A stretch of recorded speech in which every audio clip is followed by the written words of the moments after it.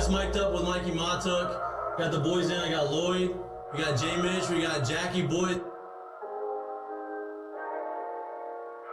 He tried to jump up and he might have knocked it in.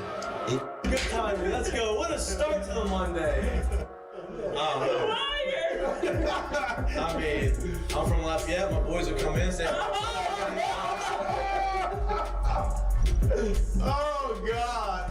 So me and Joe on the ground. I got Joe in the headlock. And he's sitting there, he's punching me in the stomach, like, punching me. Here, is everyone sitting around? Who here thinks Ochinko can practice today after having 5 full beers? And he goes, Chad Jones, right? Chad's doing it 6 minutes. For 7 minutes, right? Chad's like, no, man, I don't think Ochinko can practice today. And I was like, I look back and I'm like, Jesus Christ. I saw you there. You're more fucked up than me. On the spirit plane had some issues, I think. She was sleep farting. you heard her or you just thought it was her? I sat right next to her and I smelled it. Whoa. What was that? Time for the show.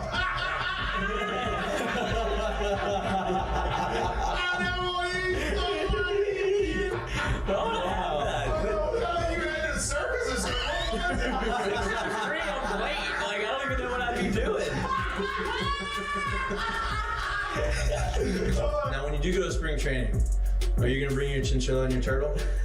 My dad tell you about it. The SEC is, God, they hate fat people. I mean, I get crushed for that. You know what I mean? It's like, come on, man. Hey, just the South, bro. You got a bunch of food down here. Like they should. Players, look at Lloyd. You know what, Lloyd? You're looking for a recruiting coordinator, coach. I'm here. He's like, I'll piss my pants right now. No way. We're wearing gray pants, long gray pants. He goes, I'll piss my pants right now.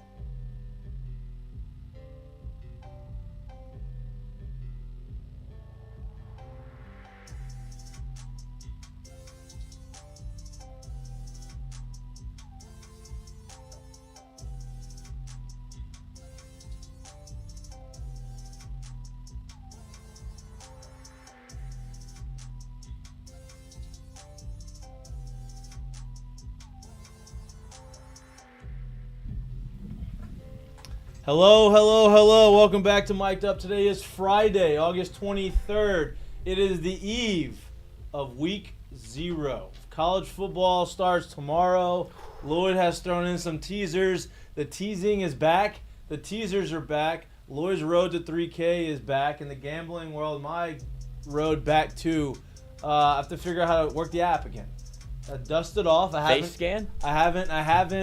So you're gonna need to get your password again? That's what you're telling me? Yeah, I think I'm going to change my password. I gotta get that old email. I'm gonna have to call the bank again and say, hey, There's been suspicious activity on my account. Deposit in there. Like, I'm proud of myself. You haven't done anything yet. No, I'm proud of myself for holding off. No, on the gambling, Michael. For as long as I have. This is when you. This is when you strike. I'm gonna thrive. The books don't know anything yet. I'm gonna thrive. We do. Right now, we do. We're gonna talk about what we think we know. What we do know, before we really get into the football conversation, going through these Heineken headlines, is Dylan Cruz is reportedly making his major league debut on Monday against the New York Yankees. I think it's on the. I think it's in Washington. It's in Washington, I think. But he's had a pretty consistent year throughout the course of the year. Had a slow start to the season. Started in Double-A, slow start.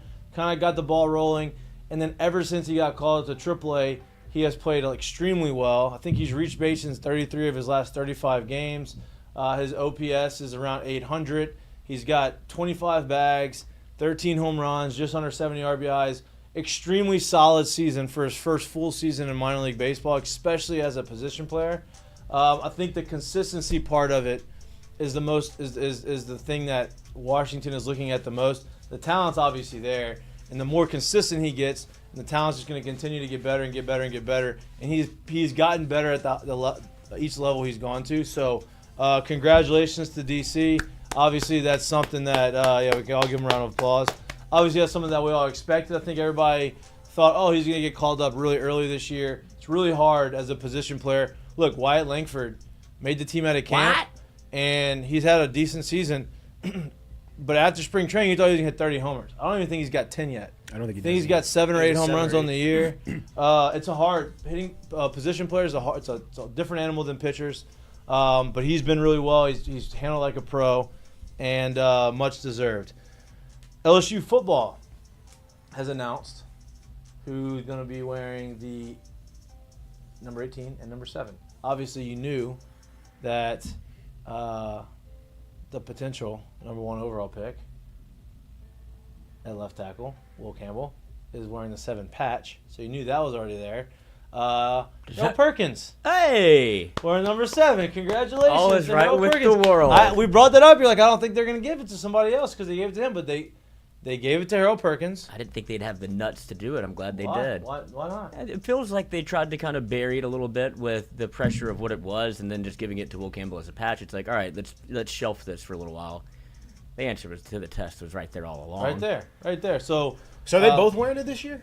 So the Campbell's patch, wearing the patch and the number. Okay, and then that's what I thought. Harold's wearing the actual number, which can look sick on him. Fire. And then you have number 18, who's going to be Josh Williams, which obviously that's a little layup.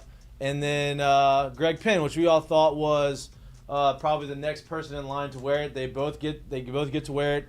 So 2 of the numbers that are the most storied and respected numbers in the traditions of the team.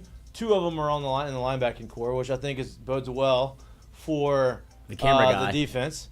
Huh? The camera guy. Graphics going to be fire. No doubt. 18 and 7. They're going to be right next to each other all the time. Going to be great. I think that's a really good omen for hopefully what this season is going to be defensively. Not going to tell you they're going to be a top 15 overall defense. Top 50 would be an enormous improvement. Hey, small question on this. Yep. Small. Tell me what y'all got on this. How do y'all feel about 7 and 18 both being double numbered? So that's what I was asking. Is that going to be the new thing that BK is doing? Is it going to go, hey, offense and defense? Because both of them, one's on offense, one's on defense, right? So Lloyd seems to think this is just kind of like this one-off happenstance. Yeah. I don't know. Yeah, whether it's a one-off or not, how do you feel about it? I don't mind it. Thing? I don't mind it. I don't know if it's going to be a thing, but I don't mind them doing it. What do you think? I kind of don't love it. I'm going to be honest with you. Okay. Like, if we're going to do it, I don't like the thought of it. It kind of feels like a consolation prize at this point. Like, and I'm not saying that one should be less or the other, but I feel like there's 1 7 and there's 1 18 on your team, and it kind of should be that way each year if that's how you're going to go about it, instead of we got 2 guys that exemplify it on both sides of the ball, and that's great and all, but like now it feels like so what happens if next year you got 3 of them? What happens if the year after you got 3 of them? Where they can't do that. No. I know you can't do it. My point is if you got 3 players that literally embody that number. Yeah. Now you sit here and you can say, we can only do 1 this year though. You feel what I'm saying? Like I do. It murkies the water. Yeah, I feel I get it. I get what you're saying. Who brings this guy to a party? Yeah. I get what you're saying. Listen, the 7. That's what it's made for. I mean, shit. I can fathom. There's 1 7. There's 1 18. That's my question. I can fathom the 7 because you have like the honorary patch type thing, and then you have someone wearing the actual number. So it's technically not double numbered this year. But 18 is. But the 18 is. Right. 18 has been double. And I feel like 18 has been I know it has it, but my point is, and had it not been somebody on the line, that's where I would have it would be double numbered too. Right. I would have a little bit more of if it was a 7 on both sides of the ball. Yeah, they gave it. 7 gets Kyron Lacey gets it, and Harold Perkins gets it. Okay, now we're just doing too much. It kind of loses its luster. I can get that. I don't mind it this year with the patch and. But let's see if this is something that's going to be regular occurrence in the future. I'm not sure if I love it, but I think everybody who gets it this year, who's gotten it this year, is much deserving of it. I think this is the one scenario in which you probably would have the double 7, if you want to call it that way, but this is the one where what's he was a freshman, like he's going to be a 7. Like that's the type of recruit and player he's been, And that's where I think it should stick. Is it's not an every year thing. It's we got a good one. Yeah. Like We got to earn it, too. So now Right. time out. So wait, now are we saying that there could be possible years here where we just don't have a 7? Yeah. I do. Yeah, I'm off that. I think you got to have a 7 every year. No, that's what made it lose its luster. No, no. Everybody, no, you have to have not a at all. 7 every year. Not you at give it to all. a playmaker, but you have. That's like saying teams that give out captains, like Captain C's, or say, hey, this year we don't have a captain. At LSU, there's always going to be a. No, you never see that, Lloyd. Don't even give me that. You never see that. Teams that give out Captain C's, there's a captain every fucking year there that the coach is That's with true. it. That's never a thing. So if we're going to have a 7, we can't say, oh, yeah, this year at LSU where it's a top 10 program in the country Plus, and what all we is- get is a ton of 5 stars and 4 stars, we ain't got no 7. What kind of confidence that gives to your players? Yeah, that's my point. Like, no chance you could do that. If you're going to do it, you got to do it year in and year Yeah, you out. It can't do can't that. be a, No, you don't. hell, yes, the hell you do. Don't let him do this to you. No, you don't. Yes, Don't you let- do. That's Don't stop. That's how you end up Stop. with the Jonathan Giles situation. No, that's how you end up with you either do it or you don't. You had other That's what it players that year is. that probably should have gotten over Jonathan Giles. So you just don't give it to Jonathan Giles. You give it to somebody who's more deserving. We had playmakers that year. Jonathan Giles was not one of them. That is why he stopped wearing number 7 in the middle of the year, right? That's That was as wild, cold right? as it gets. Don't let him do this to you. I'm not. No, It's already been done. my Don't- take on it don't is do it. It's already if happened. you're gonna do it, that's me. This is how I feel about it. There should be 118 and there should be 17. Okay. I don't give a shit how many exemplary like players that you have or how many playmakers that you have. 1 and 1. That's it. That's me. That's my take on it. All right, that's fine. That's why I was asking. The beauty of America is everybody can have their opinion. Well, right? I don't coach a team, so it doesn't really I matter know. what any of our But opinions like, are. and that's the thing is like, listen, I'm It okay. ain't my team, but I'm telling you what I like. I'm okay with it this year, but I get it. The future, I would not like to have. You want to have one person represented for both sides. I understand that, and I'm okay with that. Bryce Kuhn. What if you had 2 number 8s well, that for can't do baseball? that. I know, but what if can't you do could? that. You can't do And that. by the Here we way, the Red Sox don't have a captain every year. They give you the C patch out every now and again. I think Veritek was the last one to wear it. Yeah, but baseball doesn't have That's what.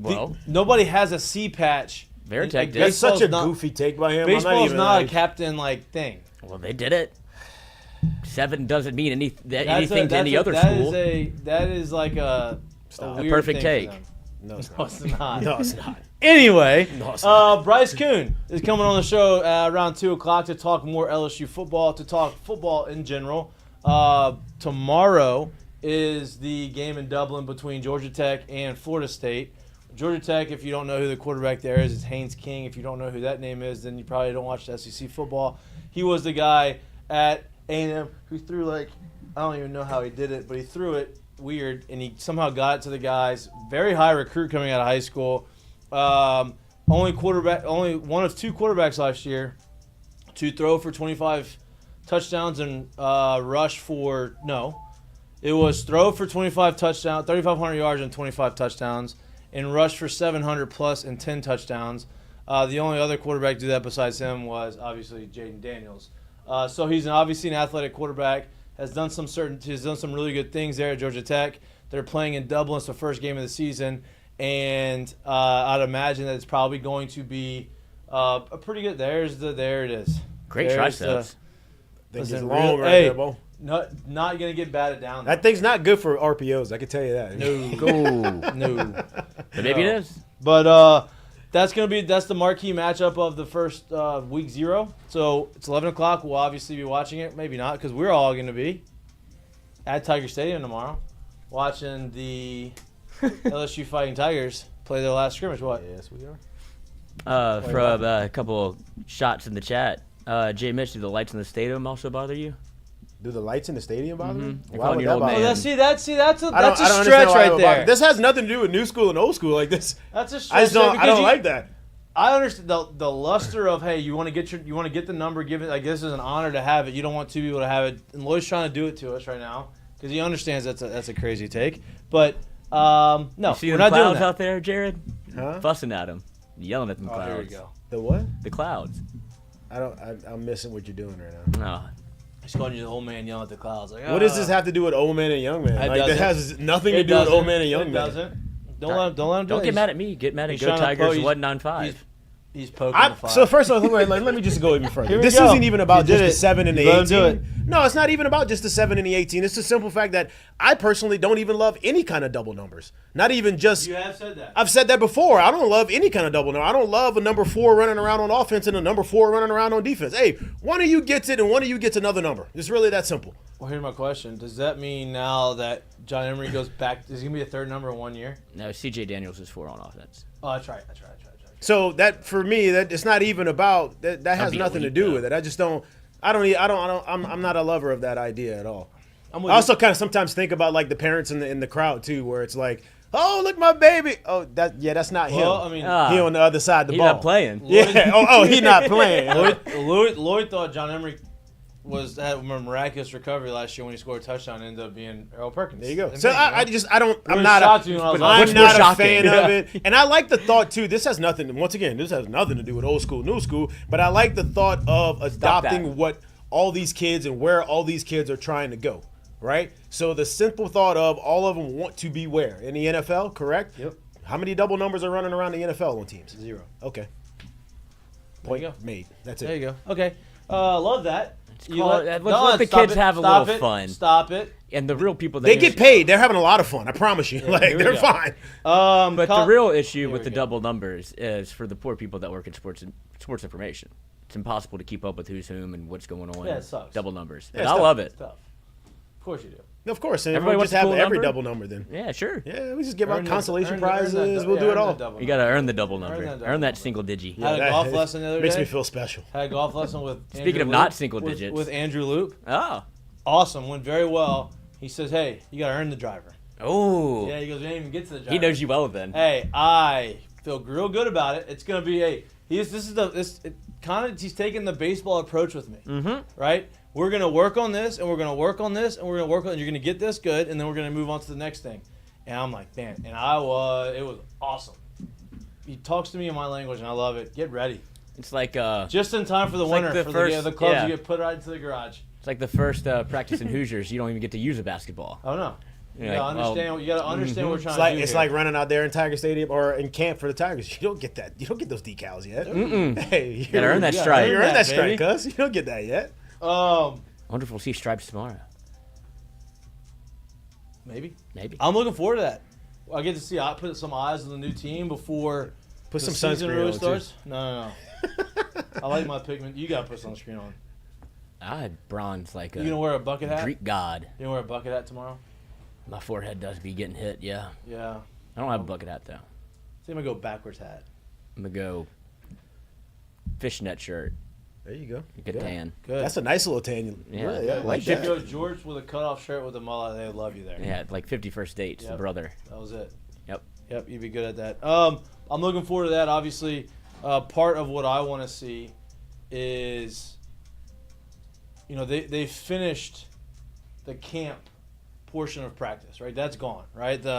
Hey, we're gonna do all this. They had 3 weeks of practice.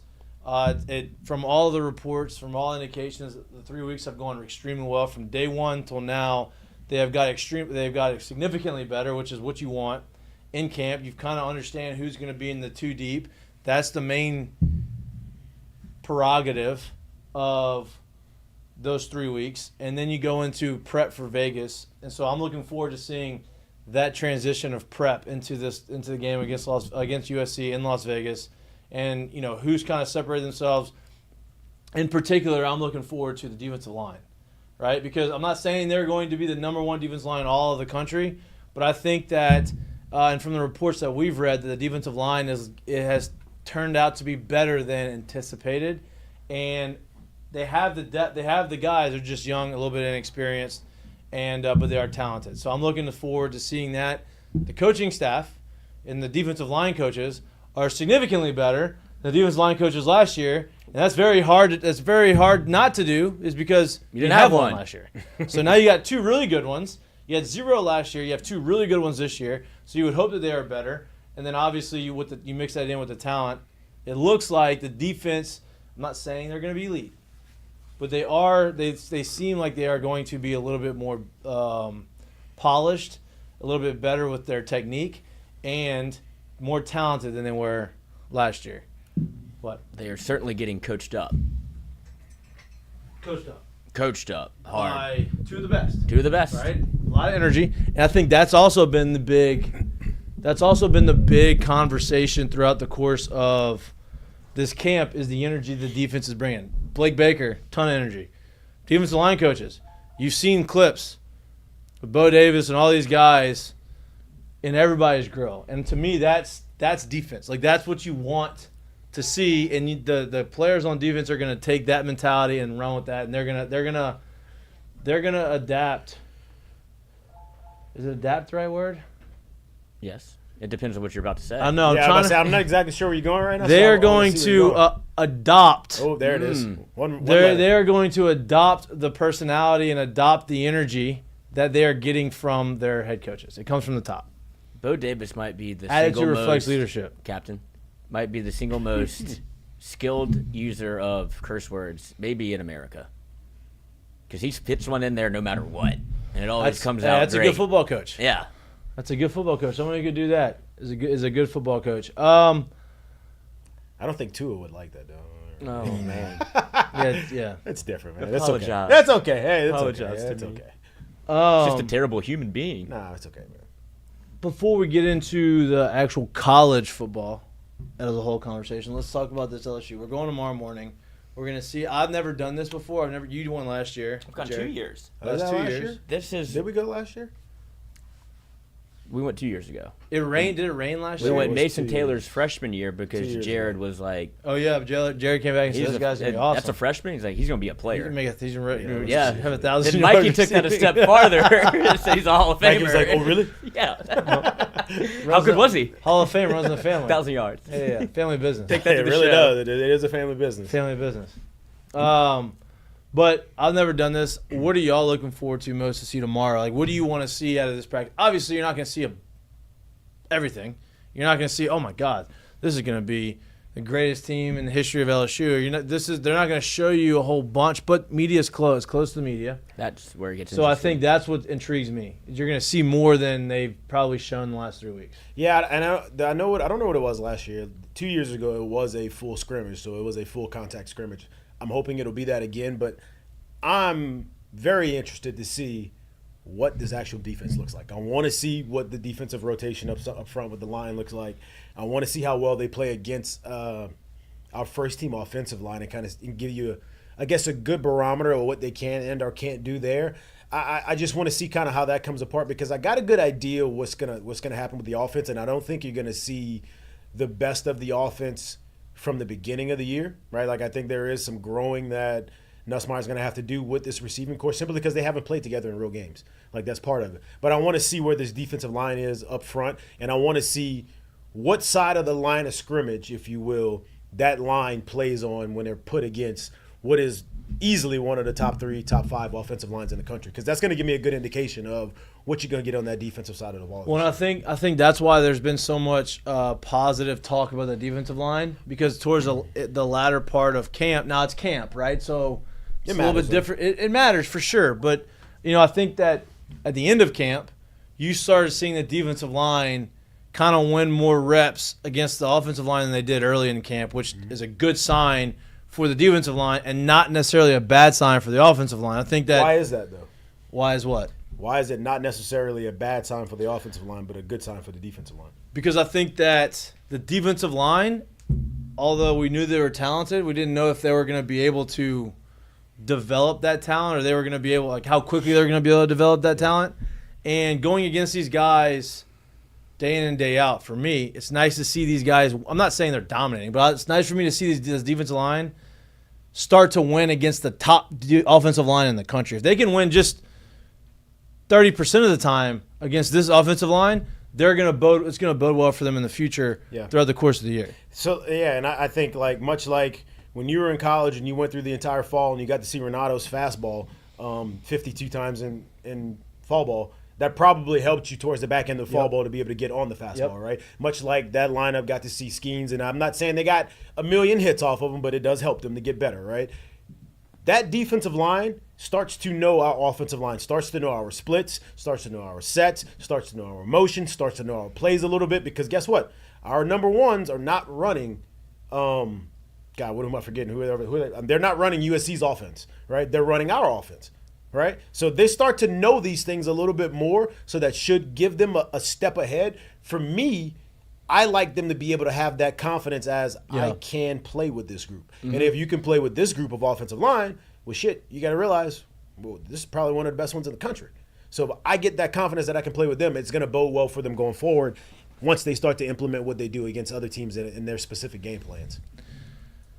Staying on the confidence thing, like knowing as a young defensive lineman, right? The older guys have no problem with the confidence. I think that they've kind of established this is what I need to do. They kind of know where they need to be and how they need to get there.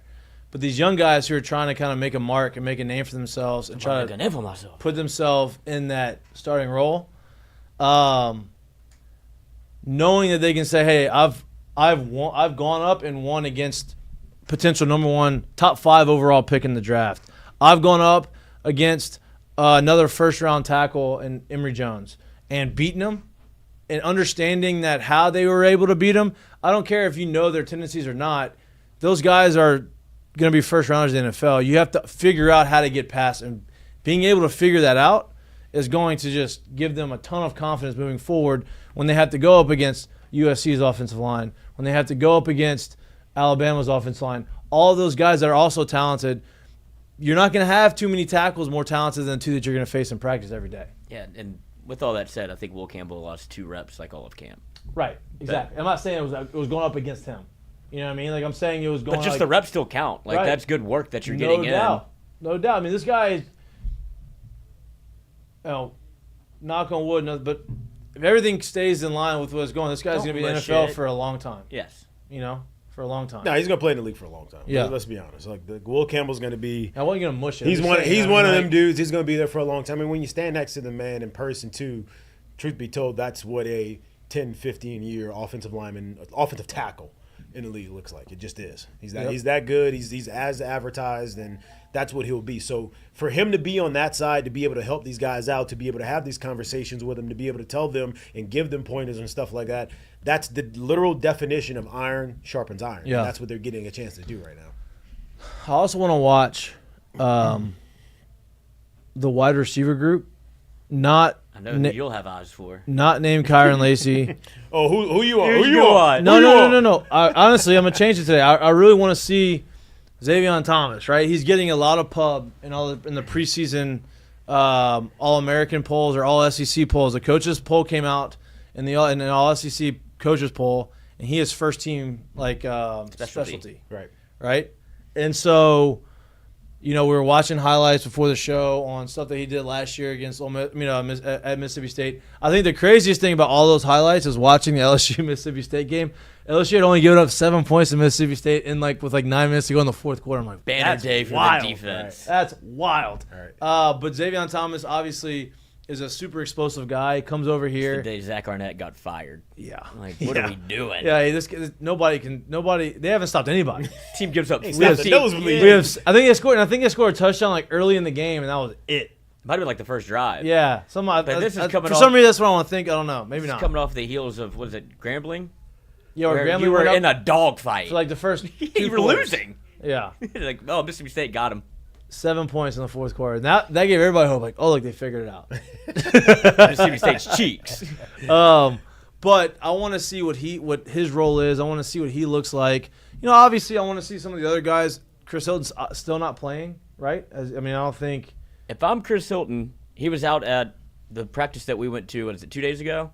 He was not practicing, not participating. Right. They said foot. They also listed a hamstring for somebody else that I didn't see. Do you feel like Chris Hilton's kind of falling into that I don't want conversation with Brian Kelly, the same that Kendre Miller's falling into with Dennis Allen?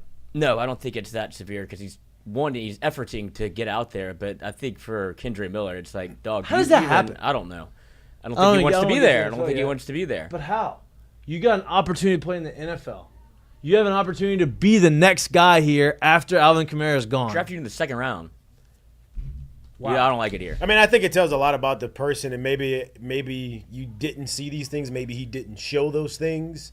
prior to being drafted, and maybe I don't know what I could say about the homework being done, but when guys just straight up show up not in shape and not ready to go in camp, it's very telling about the character of the player, much more than it is about the actual talent of the player. Yeah. Yeah, I don't think Chris Hilton's in that camp. I think he showed up, obviously, in shape. He just keeps kind of running into the wall. It's a book of Job for the fellow when everything kind of feels like it's going wrong whenever, right when he's on the precipice of he feels like this was going to be a breakout year. He wanted to prove that he was more than just a deep threat. Another injury hits him. If I'm Chris Hilton, I'm doing my damnedest to play tomorrow in whatever capacity. No doubt. Because these reps are limited. No, listen to me. You got guys behind you that, hey, yeah, you're talented. Oh, you can fly. These guys are just as talented as you. Yeah. Right? And they're available, which is the most important thing. Yeah. And so those guys, you may be boys with them, but they don't give a shit. They're trying to play. Yeah. And they're trying to play now. And so and they can. And you speak about I gave my, I guess, a little bit of a two-bit on the receiver position, but the only thing I'm kind of really wanting to see out of that position in tomorrow's, whatever they do tomorrow, is how is Aaron Anderson being used and what do they choose? Because, like I said, I alluded to it before, he was new to this school last year, first year in the offense, didn't get much burn. The very next year, you bring in the guy with pretty much the exact same profile as him, right? Same kind of player as him, and he's still getting all SEC first team stuff. So to me, it sounds like he may be buried a little bit in this depth chart, right? I don't know. We'll see. That's kind of what I want to see is, has he grown with his ability to, I guess, take in this playbook and actually make himself kind of a stalwart in this offense this year? He's such a tricky case. Well, and here's the thing. He doesn't have to focus on returning game anymore. He does. He's back there. Well, I mean, not punt returns, though, right? Yeah. That stopped at some point last year. He's the second well. guy. Yeah. Yeah, but Xavier Thomas is the guy. Yeah. Like, he's the returner. So if something happens to Xavier Thomas, okay, he's the next guy, but you go and you practice, you do whatever, but it's not like, hey, this is what I'm going to have to go do. Now go focus on making yourself a better wide receiver and figuring out how you can force yourself into the starting lineup or more opportunities. Just because of how explosive he is and what kind of athlete he is, I think this is going to be however the coach decides to use him. You don't want to kind of either make a decision or you don't. Like, are you going to be a wide receiver or are you going to be a gadget play guy? And it's kind of on the staff to make a decision with how you want to use him, because if you're janking him around, he can never really get comfortable. I think he has the skill set to be a wide receiver in the SEC and probably go to the NFL. He definitely already has the talent to do that. It's just a matter of how they want to use him. Yeah. Because they definitely have packages for him already. He's going to play. Right. Like, you can get 15, 20 snaps automatically. And when he's in there, he's probably going to... Are you convinced of that already? Yeah. When he... That's where I think the interesting case is. I think he can play enough to be able to get some reps as a wide receiver 3 in the slot, wherever you want to use him. Okay, you think he should be a gadget guy? So once again... I think that's already in the... All right, so then once again, where is he at in the depth chart? Because I'm going to promise you right now, if you're just the package guy, unless we're in 3 receivers and you're somehow on the field as a third, you're not getting 15 to 20 snaps a game. You're going to need to be in those top 3 to get 15 to 20 snaps a game. That fourth one is very much on the cusp of being a 15 to 20 snap a game guy. So where is he at in the depth chart? Because I can promise you, if you're just a package guy, you're not getting 15 to 20 snaps a game. Yeah, I don't think he is just a package guy. So but you just said he was going to get 15 to 20 snaps a game. So that's what I'm saying. So you think he's the fourth guy? So you think he's the top 3 guy, top 4 guy? Yeah. You think he's the fourth guy? Okay. Right. Because just from going out there and seeing how Right. often he is on the field with the ones, like, he's worked in a ton. Yeah, now, look, I haven't seen it. You've seen it more than we have. I haven't seen it. I've only read and I've only gone based off of what y'all have said. I haven't been to practice yet. Kyron Lacy. Mm-hmm. You got C.J. Hilton. C.J. Daniels. I'm just saying, just naming 3. C.J. Daniels. C.J. Daniels. Yep. That's 3. So you're saying... Well, Chris Hilton's been out, so... That's, yeah. I mean, he's been out for 5 days, if that. I think that's what he's working in that group. I don't think Chris Hilton's a bona fide, like, he's your number 3. I think that spot is very much rotational with the Xavier Thomas, with Aaron Anderson, with Chris Hilton. I think. So you think we got 2, and you think we got 3 guys kind of rotating at the 3? Mm-hmm. I think that's how deep they are. Yeah, I agree with that. Listen, it's LSU, dog. Mm-hmm. They're that deep every year. Yeah, whether or not you actually play that many is completely different. Right. Yeah, like we're sitting here talking about we got Parker, we still got there. We got Shelton Sampson. They're deep every year. This is a school that has guys. You're not going to play 6 receivers. No. Like, that's not going to happen. 6 receivers are not going to get 15-plus snaps. Right now, Chris Hilton's been out 5 days. It hasn't had any signs of him being back on the field, right? Trying to get back, but hasn't really been back on the field. So right now, with him out, you would imagine that Aaron Anderson is probably the number 4 guy or 3 guy, right? Xavier Thomas, Aaron Anderson, 3, 4, whatever, right? So those 3 guys. And then you would imagine probably Kyle Parker, whoever else is probably 5th behind them. Kyle Parker, Shelton Sampson. Yeah, those guys. Jelani Watkins. Now you bring in Landon Abieta. You bring in. Don't laugh. That man's out there. You bring in. Yeah, I did. I was being serious. I'm not laughing at him. Listen. I heard a laugh. Oh, I thought you were being sarcastic. No, he's out there. He gets burned. I understand. I think he's great. 3-point stand. I think. See that now. See that this is what happens. This is what you do. Okay. You Now, wide if receiver, you if play Chris Hilton split comes end. back and is healthy, I think that bumps everybody down. But here's the deal. These other guys are going to get some run because Chris Hilton hasn't proven to be able to stay on the field for any type of extended period of time. Let me bring up the one thing too. I think y'all are also forgetting when it comes to that 3rd and 4th receiver is. Are y'all forgetting about the tight end room? No, and that's what I was about to bring that up. Quote unquote 3 receiver and or 3 wide out, 4 wide out look.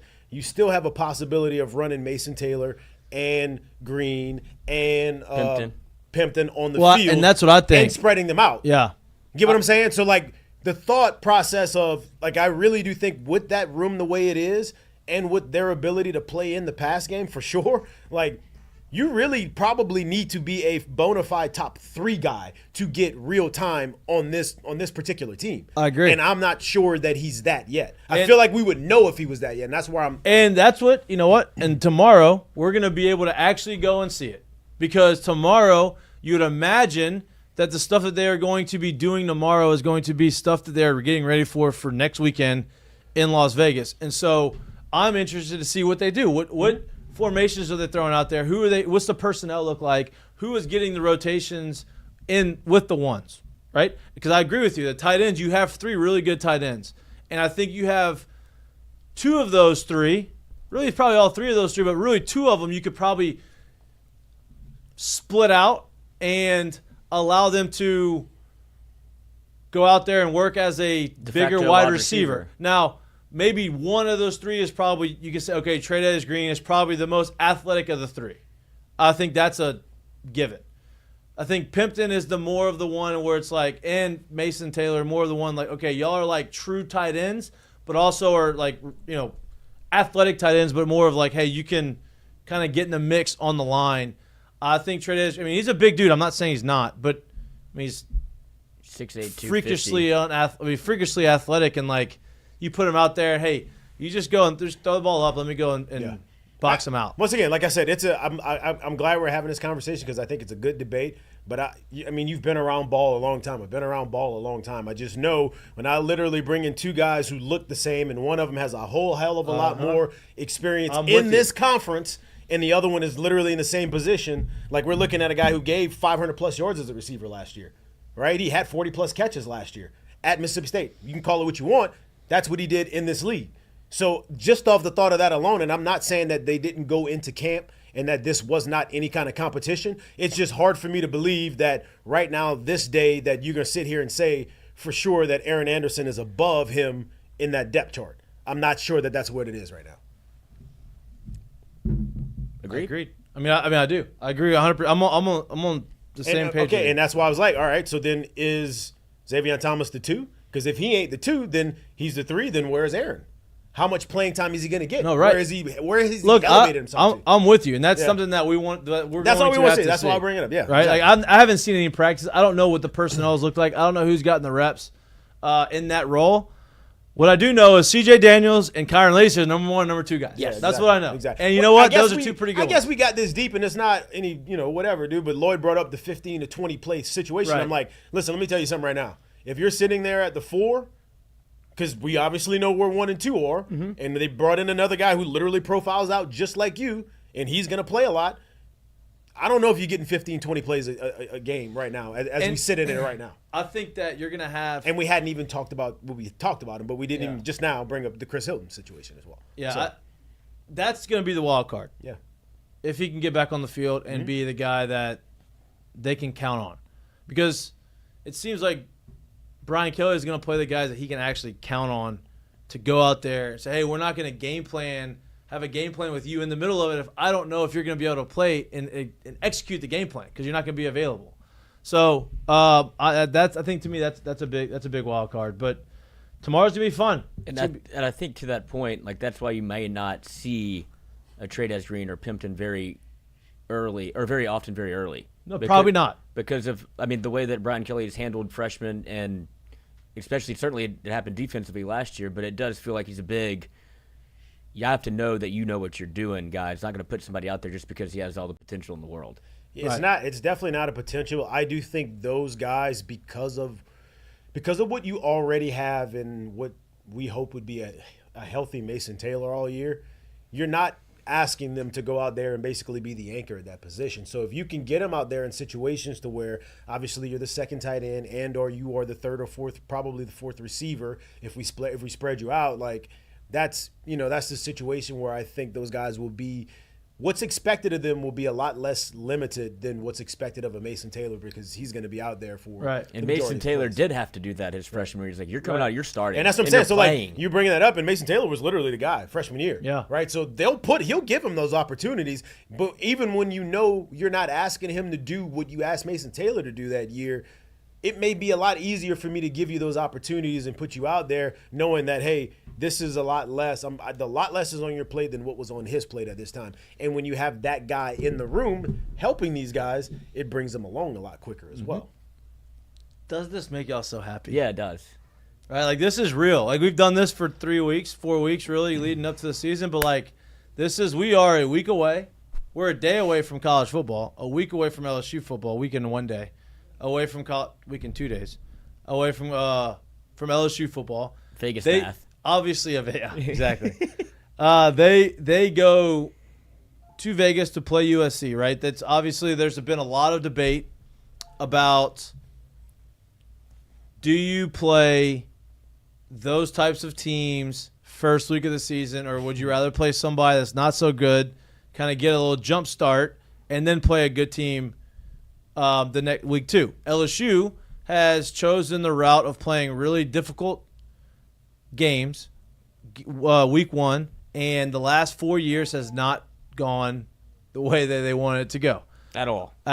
They've lost, I think, 4 straight week 1 games against ranked opponents, except for COVID year, but that was a whole weird deal anyway, and hasn't really gone well. You do another one. USC tried to get out of it. They could not, and so LSU is going to play another ranked team week 1 of the season with a lot of question marks, a lot of guys that are trying to prove themselves. If y'all pay attention to Pat McAfee's show, he's in Dublin, Ireland, because there is a game tomorrow featuring Georgia Tech and Florida State. Obviously, Florida State has been one of those teams that has beaten LSU 2 years in a row in week 1. They have a challenging matchup with Georgia Tech, but Nick Saban was on his show, and Nick Saban gave his thoughts on what he thinks about tough matchups in week 1. And we have the clip. Well, oh no. It's too big of a file to email to myself, so I'm going to pull it from Twitter. Okay. We have the clip. We're going to get to the clip in a minute. But Nick Saban gave his thoughts on what he thinks about playing tough, difficult week 1 opponents and why he likes it. And all the reasons he gave, I don't disagree with, but I have some. We have a little bit of pushback on his history in those week 1 tough matchup games. But we'll wait. We're waiting. Hold on. We're waiting. I'm playing a little bit of roulette with which one it is. Here we go. I think either one of them works, probably, right? Okay. Yeah. So this is McAfee asking basically the question of, is it a benefit in this type of college football, this arena that we're in, to play a tough matchup week 1? And Nick Saban has a very interesting answer. I don't know if he remembers history quite as well as he seems to portray. Drunk here, so let's make sure we have this conversation before I get too much of a runaway. Coach, you're joining College Game Day this year. We're incredibly lucky and thankful. You are the man, ladies and gentlemen. You are the man. Coach, appreciate that. I don't know if your microphone's on. So whenever when you come over to Ireland here for your first College Game Day, I saw that you've gone to both I like that. A bunch of drunk people having respect. That is not normal. I appreciate that. You've gone to both practices. Now you're viewing the season through a guy who's going to do TV. Is it much different than being a head coach? Is your mindset different? And how do you feel going into week 1 here? Well, it's very different. It's great to have the opportunity to see games, to be a part of football, to prepare for games. But, this is the moment of truth for every college team. When you play your first game, you're always worried about how's the quarterback going to play, how's the defense is going to play, what are our issues, what are our problems, what do we need to fix. I don't have to worry about that right now. I can analyze it, but I don't have to worry about it. But it is something that I respect for all the coaches and all the teams out there that are concerned about how's their team going to play in the first game and what do they have to do to improve throughout the season. What do you think about the Georgia Tech-Florida State game right now? And I know we're going to hear a lot more out of you on game day tomorrow. I cannot wait to get started, and it's an honor to work alongside of you. Is this it? But looking at this game, it's in Ireland. Right here, right? It's the first week. DJ Uyunglele is brand new to the team. Do you think there's going to be some tightness? How do you expect the game to kind of go over here? Well, I really think Georgia Tech's one of the sleepers in the ACC. I mean, last year they were in the top 3 in almost every offensive category. They just needed to improve their defense for this year because they have a lot of those players coming back. So I think they're going to be very, very competitive and have a great chance to be one of the teams that have a factor in the ACC as to who wins the conference. On the other hand, Florida State, to me, has one of the best 5 probably personnel-wise teams in the country, the way they've been able to reload through the portal, as well as having good recruiting and good young players coming up in programs they've developed. So I think they're one of the best teams in the country, and looking at them on the field, they're a very physical, good-looking team. Did you say program or program? Program. No, it's program. Program. We call our show program. Okay. So I guess one of the other clips that Jackson just that he cut up, it was more so on the lines of playing a better opponent week 1, where Nick Saban was like, look, I did it my entire career. I thought it helped us get better. And Jared Mitchell did a little bit of digging into what Nick Saban has done the last 10 years. Nick basically said in the other clip was preparing. He likes to play teams that are really good first week of the season because it allows the off season. It allows you to prepare better in the off season. If you have a team that you're playing that's not quite as good, guys are going to get a little bit complacent. They're not going to play as hard, practice as hard, and they may not play as well. You may get the win, may not play as well. When you play teams that are ranked high and that are a tougher matchup, it's easier to motivate them. It's easier to plan all in the offseason because these guys are looking forward to that marquee matchup, and they're going to practice better. They're going to prepare better, and they're going to be better prepared for that game. Obviously, there's always still question marks, and so that was his point. That's why he likes tougher matchups in week 1. Well, Jared heard that, and Jared's like, well, let me, So I heard it. I did a little bit of digging because I don't ever really remember Alabama being in any barn burners, if you will, the first game of the season. And so dating back to 2014, Alabama has a total score of 431 to 109 against their opponents in their first game of the season, with their opponents, but dating back from last year to 2014 being Middle Tennessee, Utah State, Miami, Mizzou, Duke, Louisville, Florida State, USC, Wisconsin, and West Virginia. The 2 closest games they played were in 2014, was against West Virginia, it was 33-23 in Atlanta, and the next closest game they played was in 2017 in Atlanta against Florida State. It was 24-7. Every other game, they won by 3 or 4 touchdowns each. So I'm not exactly sure. What was the score differential there? The what? The differential in scores was like 431 to 109. Yep. So I'm not exactly sure. I don't think there was a single opponent that scored more than the 23 that got scored against them by West Virginia 10 years ago. So listen, Alabama has been at the top of the game, and I respect the shit out of Nick Saban and everything that he's done. I'm not exactly sure he was practicing exactly what he's preaching in this situation because I don't think anybody went into any of these games where you really saw a legit saying they might lose this game. There wasn't a top 10, top 5 matchup happening in any of those games. There probably wasn't even a top 15 matchup. I don't know what the rankings were at the time of those games, but I don't think that there was maybe Florida State was ranked in the top 25.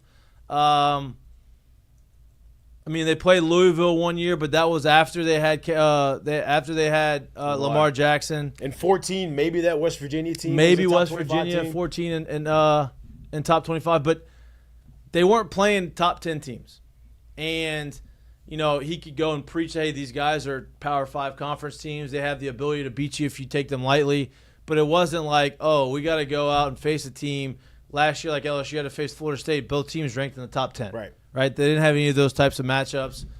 So I guess in his mind, maybe those were tougher matchups than normal. But if you look at the grand scheme of college football and some of these other matchups, week 1 matchups that are happening, I mean, you look at was it Clemson? Clemson and Georgia? Florida State was preseason number 3. Clemson and Georgia. Oh, that year. Okay, so Florida State was the one big one. Yeah. It's Clemson and Georgia, I do think, this year. Yeah. So you got Clemson and Georgia non-conference, LSU, USC first week of the season. You have a bunch of them that are, you know, top 15, top 10 matchups. I do remember Florida State because they had Francois, but Francois got hurt. Yeah, Patella first quarter. Ruined his That's right. career. So he was going to be good. They were what that year? 3. 3. So that was a top. So we're looking matchup. at maybe, if I had to guess, just off the top of my head, I don't really know the answer to this. Probably 30, maybe probably at best 40% of that schedule was a top 25 matchup. Yeah. I don't call that. Yeah. In my mind, I don't call that playing a legit threat to start. Now to his on the other side of it, I'm not disagreeing at all. But to his other side of it, prisoner of the moment sometimes. No. You look at the last few opponents they've played week 1, they were all terrible. Like Utah State, Middle Tennessee. Middle Tennessee State. I had my career best game against Middle Tennessee too. There you go. What were the numbers? Yeah, I don't know. I had like 90 yards or something. Hey. I don't know. What year? 07. The year we won it, I believe. That's Is right. that when Paraloo started? I think so. Yeah. Yeah, See, I think so. Paraloo knew where to get the rock to. That's He right. knew. He knew. That's right. He knew the kid was there. But I like over the last few years, those were the first week 1 opponents, and then week 2 was kind of their bigger matchup, and so that was prisoner of the moment. And so I just assumed that if you go back 10 years, they're all going to look like that majority of the time. And then I was shocked to see that before that they did play Power 5 conference teams that were, you know, well traditionally. Yeah, they were pretty solid. They were brands, names. Yeah, right. And I think it all kind of started to happen because Saban was getting a little bit of shit for not scheduling hard opponents for kind of week 1 because that used to be that was very in vogue at that time. LSU never really got away from it, but that used to be what a lot of like the premier teams were doing. You were setting up week 1 to be firecrackers. Yeah. And Bama was kind of skating by like, all right, we'll do USC. USC comes out the tunnel like they're in a car and get curb stomped by 50. 56 I to 3, right? I think he would look. Don't get me wrong. Nick Saban's a smart man. He knows what he's doing. That's a brand. He did a really good job of scheduling brands as No doubt. opposed to really good teams at that Because time. when you say them out loud, you're like, okay, Duke, right. Florida State, Well, USC. and you only think of Duke like you think of Duke right now, like, oh, they're pretty strong. But Right. where were they in 2019, 2021? Right. Nobody. I know it wasn't. No, it was 19. Like you were thinking about Duke before. Right. Danny COVID. Jones, Nobody was thinking about Was that Dan? I had to be Dan Jones. Danny right? Dimes. Was it? around that time. Yeah. for sure. Yeah, it around had to that been time. it, right? Yeah. I mean, yeah. if he's at the 5th year this year, yeah, around that time, yeah. Yeah. So I mean, Let's see how he did against Alabama. I agree with you, but I also am shocked to see the name based off of just my recent memory of what the teams that Alabama has played to start the season. I wasn't expecting it to be, I don't know, Mississippi Valley State and all of this, but Right. my point is I don't remember opening a season, seeing the schedule and being like, hey, they might lose this game. They might open the season and be 0-1. Florida State was 14, right? No, Florida State was 17. Alabama and Florida State was 17. That's Yeah. when Florida State was 3. Yeah. Because I remember. Where'd they finish that year? Anybody remember? They were terrible because DeAndre terrible. Francois Right, got that's hurt. true, because Yeah. Francois got hurt. Francois Yeah. got hurt. Right. I remember that game. Like, damn, Alabama may like. I remember thinking because we're in the clubhouse, right? Like, as football season starts to come up, this is everybody's pumped because these games are going on during the baseball, and you watch them in the dog days of the baseball season. So I was like, damn, Florida State has a real shot. And then you watch the game, and then he goes down. And you're like, okay, never mind, it's over. No shot. Yeah, it's still only 24-7. I think at the point he got hurt, it was like 10-7. So Yeah, like and Florida State he was driving. had a good defense. Yeah. This is like right before I think Alabama just started offensively. And then Florida went. And then Florida State went that way. Did you see how he did? It wasn't even him. Yeah, so he didn't play. So he wasn't there. He left in 2018. Yeah. It got him. Just missed him in 2019? Quentin Harris. Don't even know who that is. 12 for 22 for 97 yards, 2 picks. So not good. And you also do. I completely forget about that too. But like they played Florida State in 17. Y'all do remember who was actually also running that squad as well, right at the time? Jimbo? Yeah. Oh yeah. Well, let's do a little square up, play a little game.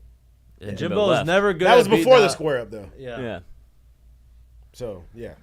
That was the end of Do a Jimbo. little favor. Like, yeah, I'll play Jimbo. Sure. Now it's like I hate the way that you walk. You send Kuhn the. I did. Nice. Okay. Because we're getting close to his time. His 2 his p.m. arrival. kick. 2 p.m. kickoff. He's in. He's here. He is here. Cooner. Welcome back to the show.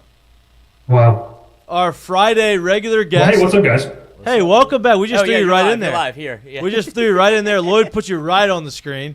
Bryce Kuhn from 247, Hey, ready to I go. got a comment to start us off, if you're cool with it. Oh, bring it on, dude. Let's go. Oh, wait 1 second. Am I messed up? Can you hear me? Whoa. You're real tight right now, though. You're just nice zooming and Whoa. You're zooming into the Georgia Tech helmet. What's happening? There we go. Are we better now? Yes, Are we are. better now? I liked Yes, it better we are. before, but that's just me. Wow, that was weird. Okay. Well, give me a second here. Jared, you had 6 catches for 82 yards against There it is. Tennessee State. 6 for 82. Look at that. Yeah. There it was. It's pretty good. We got this. That's good. I've had worse days. Ryan What was Ryan Perlow's numbers that game? 3 for like 336. 20 of 25. He went 298, 3 touchdowns, and interception, One pick, yeah. and he ran for 37 more yards. Stud. Yeah.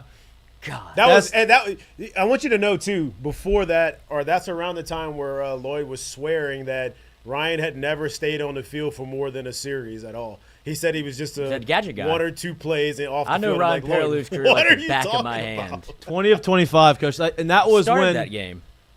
That was the beginning of the end for the offense.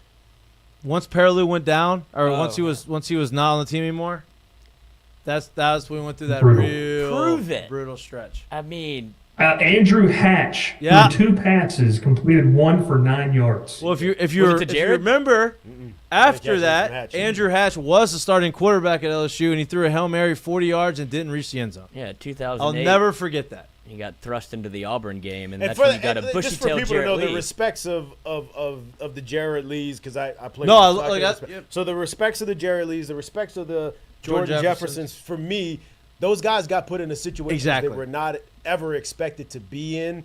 We were supposed to have Ryan as the starting quarterback up until pretty much the middle or late summer, and things happened. He got kicked off the team. Prove it. Those guys got thrusted into a spot that they were never really supposed to be in Right. that situation. Jared Lee's So- a freshman. Yeah, so like you got to give a little bit of respect to those guys in that situation. No doubt. Where I think that they came into very unadvantageous situations, and it just played out the way it did. Look, and I'll go down to my grave saying that had Jared Lee not gotten thrusted into that, he would have been a really good I quarterback. can tell you at right LSU. now, man. Like, I get it, and you got to understand too, like what that position is playing.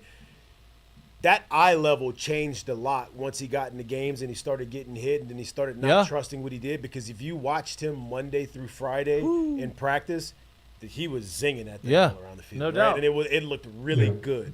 Things changed once he got to the game because of No he doubt. was just in a situation he wasn't ready to be. No doubt. He was going to be But an All-SEC quarterback in 2011. Like, he was trending to be first-team All-SEC. Then Bama happened, and then Bama got stuck in Les Miles' brain. Short side option again. Let's line it up. They're not going to be ready. Never see it coming. Yeah. The toss dive. Anyway, go ahead. Anyway, yeah, that's not what we're here. We're not here to talk about that. We're I'll here talk to about Ryan Perlow all day. We're here to talk about our friend Bryce. Road to who's glory, in Ryan here. Perlow. Hey, Bryce, how's the football going? How's the college football stream going?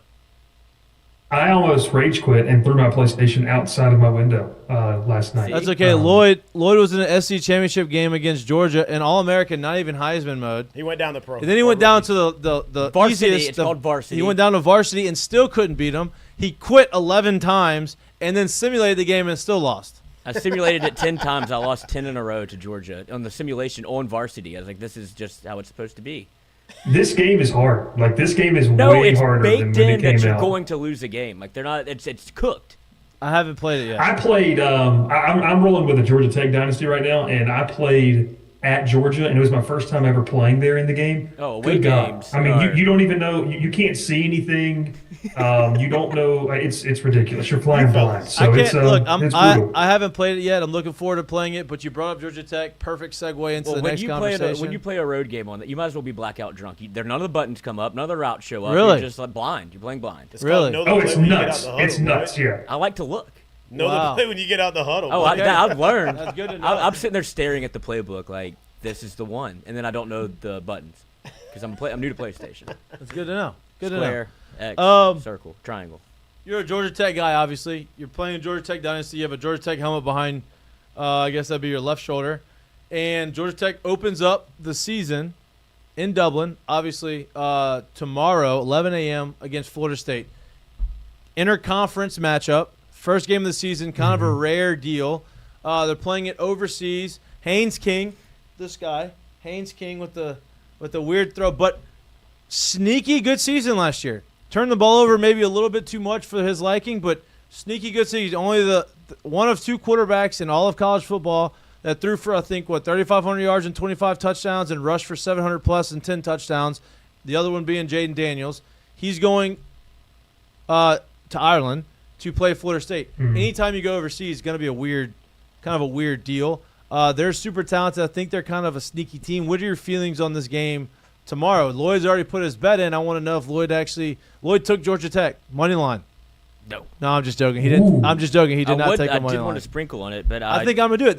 That's how I'm gonna get back to college football. All right, and I'm out again. Yeah. I would say so. I'll tell you, like, one of the bets I've got in on this is I've got Georgia Tech plus 6.5 in the first half because I think they're going to be able to keep it close. So I'm taking Georgia Tech plus 6.5 in the first half. I don't know where you guys got. If you've already placed the bet, Lloyd, I don't know where you got Florida State. I mean, this thing was 13.5 a couple weeks ago. It's dropped all the way down. Buddy, you're talking to a veteran teaser. I got Georgia Tech at 17.5 and the over at 48.5. Ooh. I've got under at 54.5. We can both win. I've got Georgia Tech plus 6.5 in the first half, and I'm taking Florida State for a backdoor cover at minus 10.5. Okay. So, kind of my thoughts on the game. Like, I think this is a game where Florida State should be able to line up, run the football. They've got two really good running backs. They've got a really good freshman running back, veteran offensive line. Georgia Tech's defense was worse than LSU's last year, if you can believe that. Wow. Really, really bad against the run. So I think I trust Florida State more. But the problem is that Georgia Tech wins games that no one think they should win. Like, obviously, the Miami game last year was just completely wild. And this game's overseas. Yeah. And things tend to happen pretty weird in this game. So I think Georgia Tech's got a shot. I mean, I love their offense. Defensively, they're going to have to make DJU uncomfortable. I think if they can make him throw 25, 30, 35 times, that's a recipe for a win. Because I don't think Florida State and Mike Norvell want him throwing that much. They want him to work off the play action, feed off a physical ground game, especially in week 0. I'm glad you brought him up because that was the person I'm going to ask you about. Now, I'm not sure it's going to kind of rear its head in this ball game, speaking on how bad Georgia Tech's defense was a year ago and how much they can improve in 1 year. But when you talk about DJU, and look, the ACC is really pumped out and really pushed the thought process of that they have DJU back in the league. They got Cam Ward back in the league. They got Haynes King back in the – like, they got some guys who are some pretty big names and have done some pretty good things back in the league to make that conference, I guess, a better conference, if you will. But when we talk about Florida State and what they lost on last year's team and what they're going to have to do this year, do you see them as a – playoff team with DJU leading that team, knowing where he's been and what he's done in the past? I put out my playoff on, I guess, Wednesday? Yeah, I want to talk Wednesday. about that too. Yeah, and I've got Florida State in there because I think the ACC is going to have to get 2 teams in. I will say this: I think Florida State's supporting cast is better than Clemson's, so that's why I had them in. I don't have them winning the ACC. We can talk about that, but this is my thought process. Like DJU here's a stat for you. He completed, I think it was around 75% of his passes that were 10 yards or less. Yep. They've got some athletes. On the perimeter, like they don't have maybe a Keon Coleman or a Johnny Wilson, but they've got some good athletes out there. We'll see how, if those guys can get a lot of a lot of yards after catch. I really like their running back room. I really think that it can be very, very good. They still have, some good tight end weapons to go after. Landon Thomas, I don't believe is going to be playing in this game, but he's a true freshman. He's the real deal. He's a really good football player. So I think when you mention lead, I've said this. I think Jordan Travis had a higher ceiling. I think DJU's floor is pretty solid. Mm-hmm. I just don't know if I trust him to down 10 in the fourth quarter to go win you a football game. That's the problem for me. I don't have a lot of faith in Collins. Now, look, we could get out there and he could spin that ball for 400 yards, tomorrow. And, you have to take it with a grain of salt because Georgia Tech's defense, I think they're going to be better. I don't think they're going to be a top 30, top 40 unit. So there's some marquee games, Jared, that I'm sure you're referring to, like when they play Miami, when they play, Clemson. I believe they play either Louisville or NC State, and that's going to be another interesting matchup. When they play better defenses, does that test him? Does it make him uncomfortable? And how does he respond? Because you kind of look back at last year, he had a pretty good season out there. And I was reading an article they talked about, with him that he kind of got a refresher of sorts, kind of reset after what had happened at Clemson. And he wasn't awful at Clemson. I just think that what Clemson had, he just, they had Trevor Lawrence, like who a lot of people thought was one of the best, prospects to come in out of college into the NFL draft at the time. So it's just a lot to follow up, but I think they can make the playoff.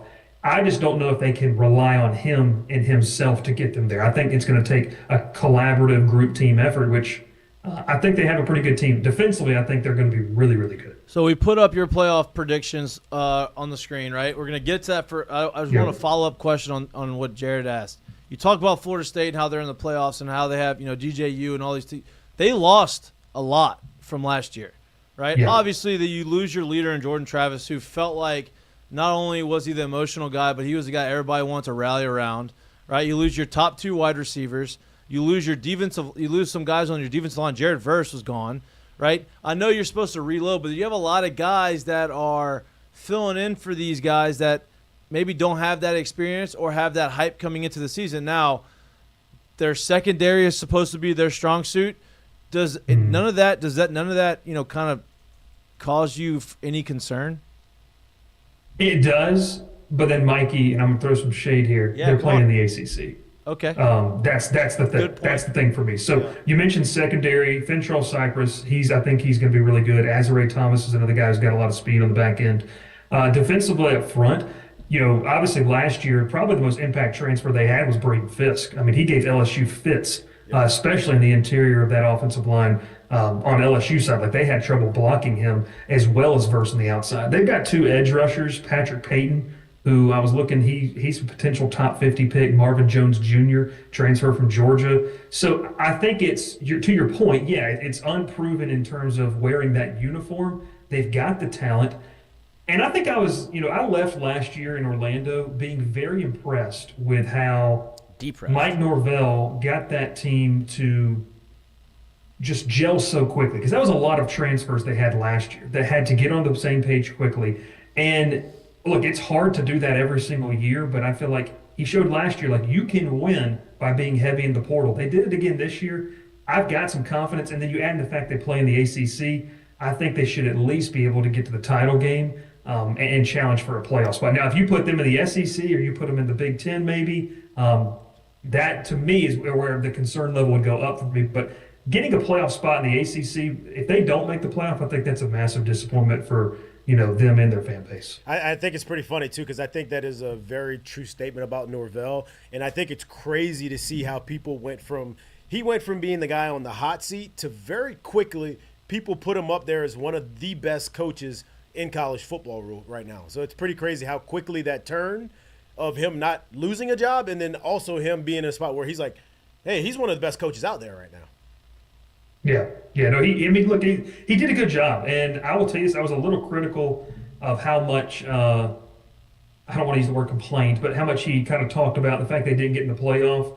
I just think this is a situation where you could see some vengeance. I don't know if they're going to come out not ready, especially for this week 0 game, because they know what's at stake. They know what's on the line, and they've heard it. Like, both of you guys mentioned, like, all these guys have left. Well, I think they're nearing a spot where they're able to reload. And maybe for people who don't cover the team or don't watch super closely, it's one of those things where you might not recognize the name, but their fan base does, and they're excited about it. Whereas if you don't follow their recruiting, then maybe you don't. And LSU is like that to a certain extent. I think a lot of people have questions about LSU's defense, but like we know the lingo, we know the guys that maybe need to replace and stuff like that. So maybe we have this confidence that outside media, outside people maybe don't see each and every single day. Speaking of media, you came out with you're part of the media. You came out with your playoff predictions, right? And I think there's a couple things in there that people will look at and be like, "Whoa, what the hell?" Missouri in at 9, LSU not in. You have you have Oklahoma State in. I'm assuming you obviously think they're going to be the Big 12 champions. Obviously, that's why they're the 4 seed. And you have Georgia as the 1 seed, but you don't have Georgia getting to the national championship game. Talk me through the conversation. Listen, you have Notre Dame in there. I'm not extremely that high on Notre Dame, but I understand what the schedule looks like. So I think that it bodes well for them to kind of get into the postseason because their schedule doesn't seem overly tough. But talk me through this. Yeah, no, I mean it's prediction season. This can be torn apart so many different ways, and I had people tear it apart so many different ways, which makes it fun. Which I enjoy that conversation. A little bit. Yeah, so like I think Georgia's going to win the SEC. To me, they're the team coming into 2024 in this conference with the least amount of questions. And I think when you have that, even with that schedule they're playing, they should be able to win the SEC. So I've got them there, kind of roll through that top 4 once again. I really, really like Oregon this year. I love what Dan Lanning's building up there. And as you can see, I mean, it's no secret. I think Oregon probably wins that Big Ten title game, but I think Ohio State ends up beating them in a championship game, which would be 3 different times these two teams have played, which people might get tired of that, but that's what this 12-team playoff allows. I got Oklahoma State winning the Big 12. To me, probably the best running back in the country. They've got a good O-line, solid defense, and that conference is going to be a bloodbath. That's why I only have one Big 12 team making it, because I think you could see a scenario where the runner-up has like 3 losses. And, I mean, look, the committee has now come out and said publicly that they are not going to value the conference title game as much. Now, we kind of knew that, but now that they've said that publicly, like, that's why I think you could see a 4th or 5th SEC team get in over a Big 12 runner-up or an ACC runner-up. So, obviously, the big question I imagine you guys have is, where is LSU in this? And I tweeted this out and kind of posed the question. Missouri's schedule's a cakewalk. But to me, Missouri has to beat Alabama to have a legitimate case. At some point, you have to beat good football teams. It doesn't matter what your strength of schedule is. So if you go 10-2 or 11-1, but you lose to Alabama, where is your marquee win for Missouri? I don't think it's Auburn. I don't think it's South Carolina. I don't think it's Florida. Like I don't think it's certain amount of those teams. And you miss the Georgias, the Texas, and the Ole Miss. So for me, I think Missouri is good enough offensively where they can do some things. That's why I've got them in there right now. But this is like my take, and I think I mentioned this to Lloyd when we were practicing on Wednesday.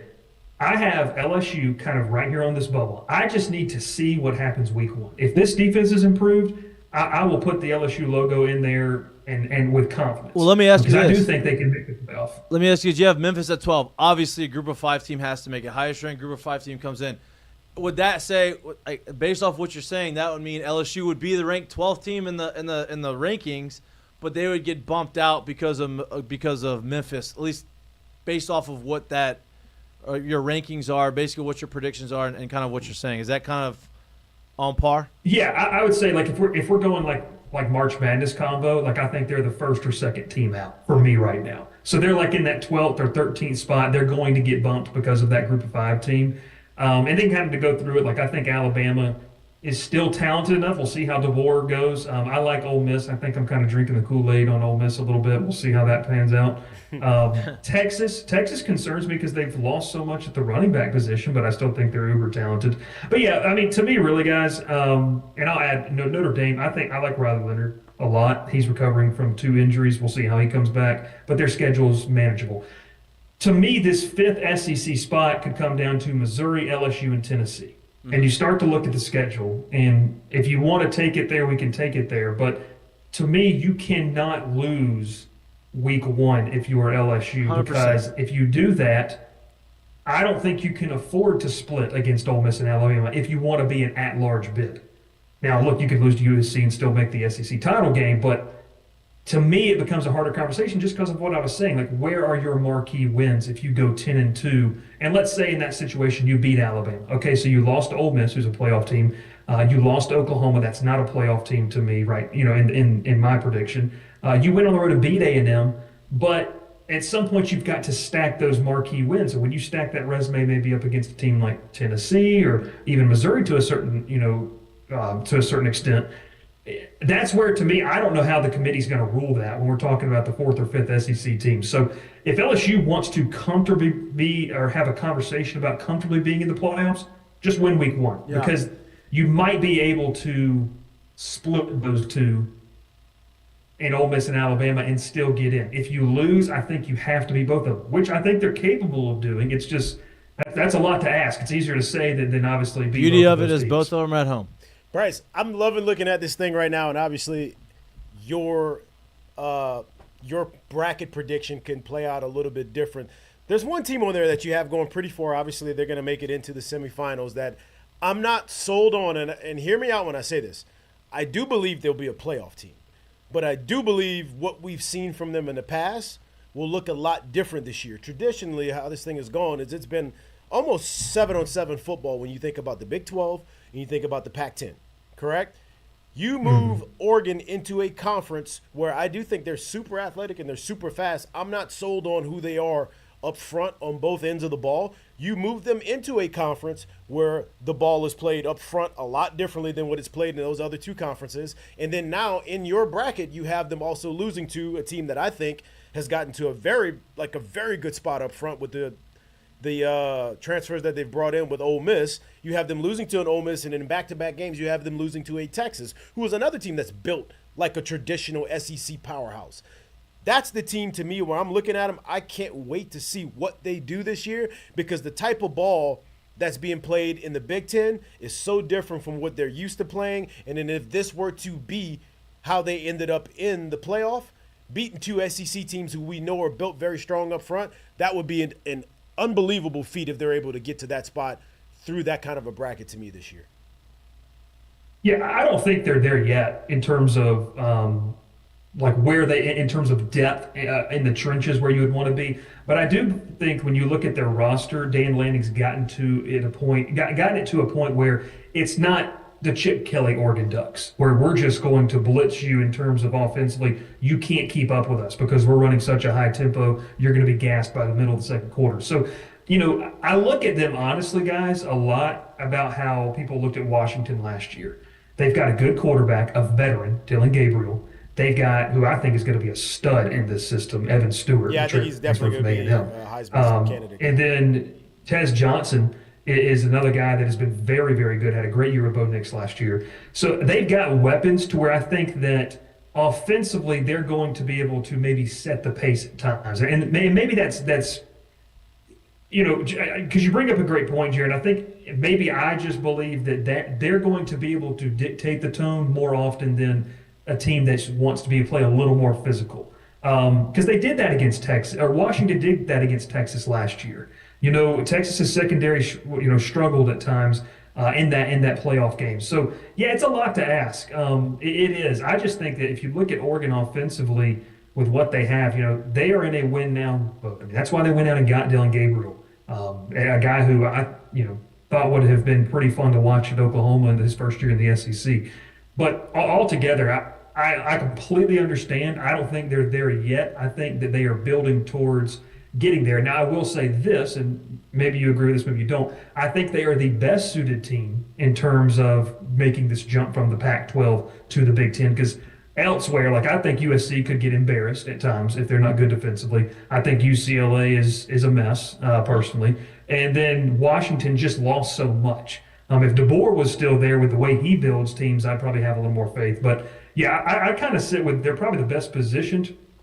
And the thing is, I like them over a Michigan team, which I don't have Michigan in my playoff. And I like them over a Penn State. And so once you get to that, I could see them in the playoff. And then you get there, and who knows what happens. That's kind of my take on where it is. And Autzen Stadium's a tough place to play. Not super big in terms of what the SEC sees in attendance and stuff like that and capacity, but that place can get super loud and be a tough place to play. So it's going to be interesting. I mean, once you get the playoff, I feel like it's kind of a crapshoot.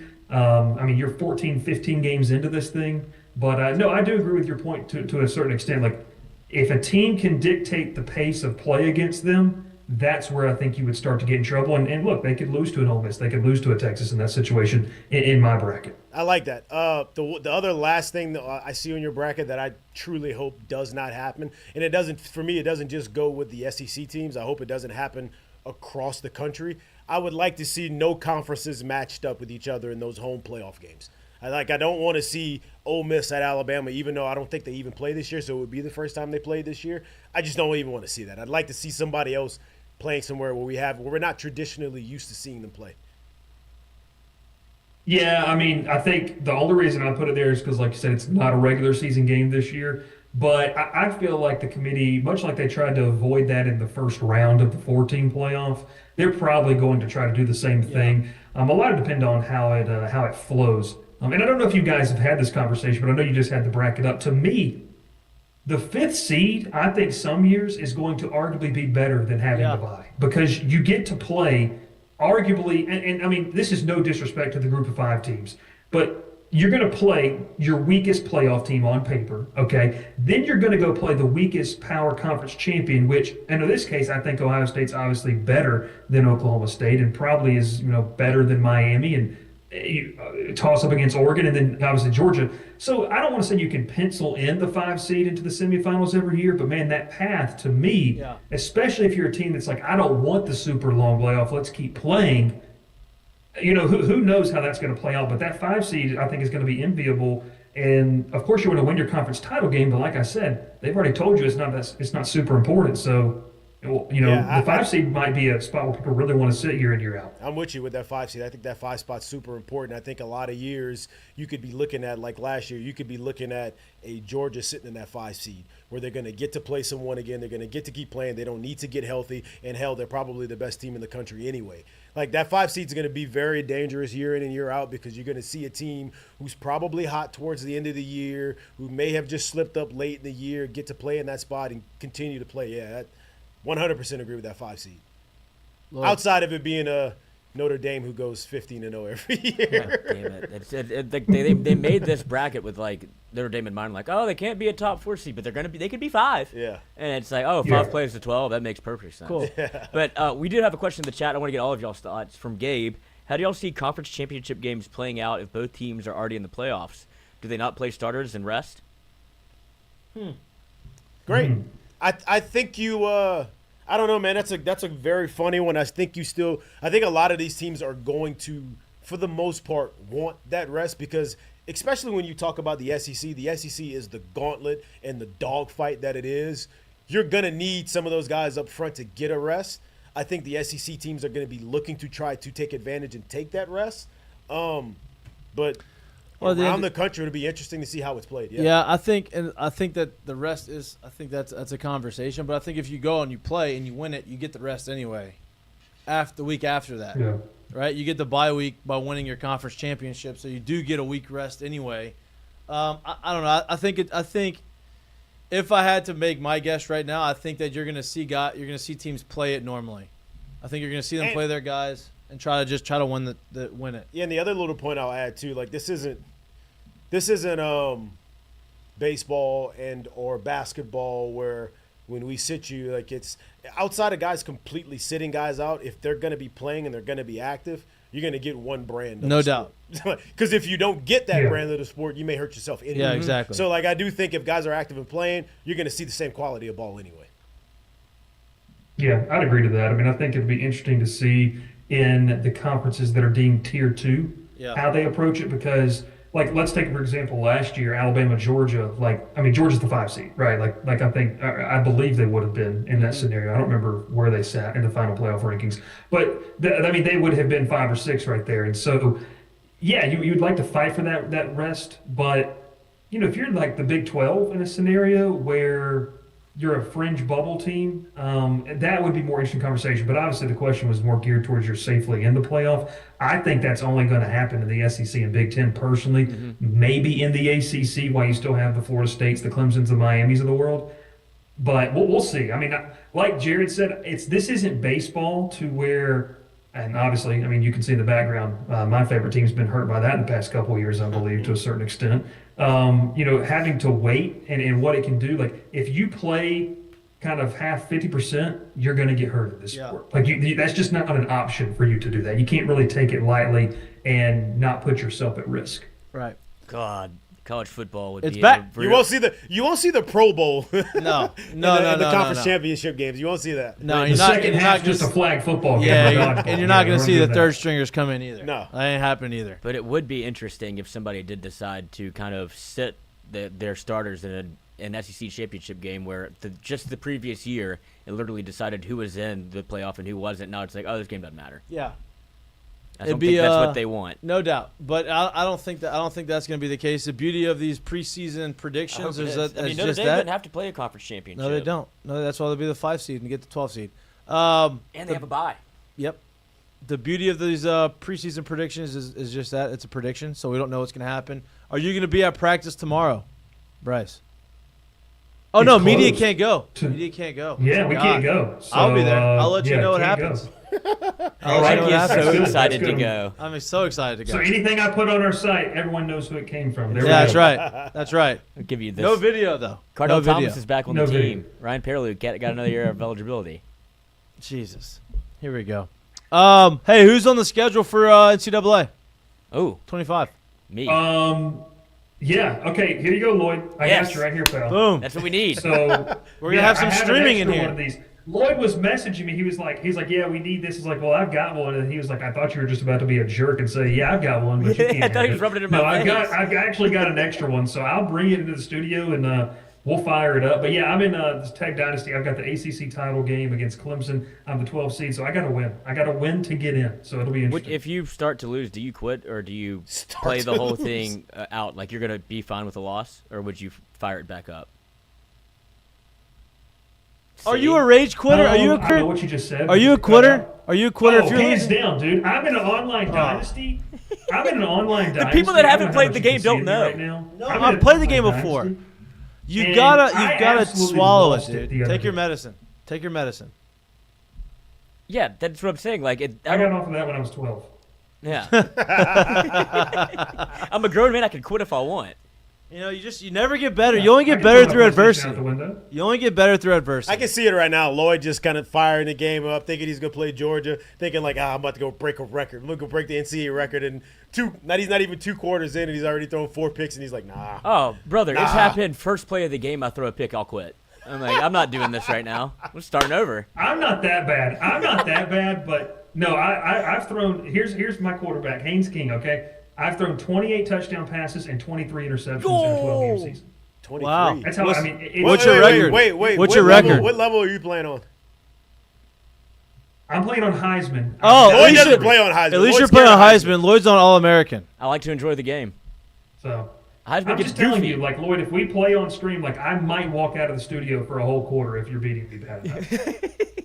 I doubt that's gonna happen. I haven't played it. I haven't played it. That's firm. That's a lot. What do you say? I'm sorry. I said 2 picks a game. That's a lot. It's really not though. 2 picks is a pretty good game. Because I'm telling you, it's awful. Like it can get up to 4 and 5 easy.